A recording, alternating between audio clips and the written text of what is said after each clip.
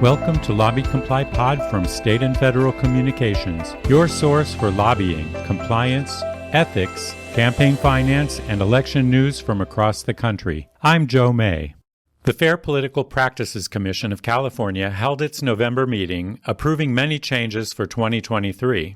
The FPPC raised the annual gift limit to $590 and clarified the phrase, "a range for making of a gift."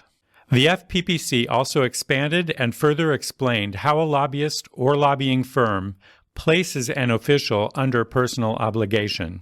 The contribution limits have been adjusted to match increases in the cost of living, raising the limit for the Senate or Assembly to $10,900 and $36,400 for the governor. The new limits take effect on January 1st.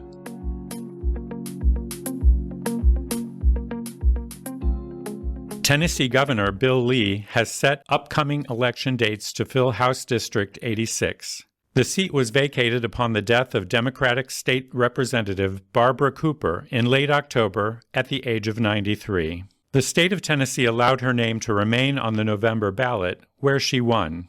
A primary election will be held on January 24, 2023, with the general election being held on March 14, 2023.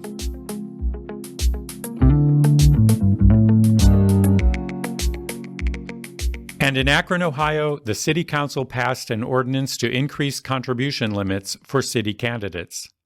The ordinance increases contribution limits for individuals giving to mayor and at-large council candidates from $750 to $1,000 per election, and increases individual limits for ward council candidates from $500 to $750 per election.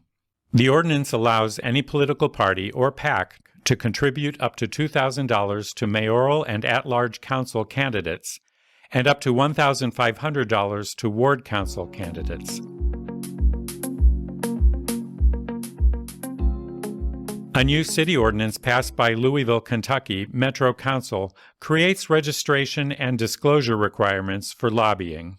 Beginning in May 2023, Ordinance 058-22 will require lobbyists and employers engaging a city official to influence executive agency decisions or legislation to register with the Ethics Commission within 7 days of the communication. In addition to registration, each lobbyist and employer will be required to disclose expenditures on lobbying. Thanks for listening to LobbyComply Pod from State and Federal Communications. For more news, visit LobbyComply.com. To learn more about how we can guide you along the road to compliance, visit stateandfed.com. LobbyComply Pod is produced by Joe May and John Spontarelli.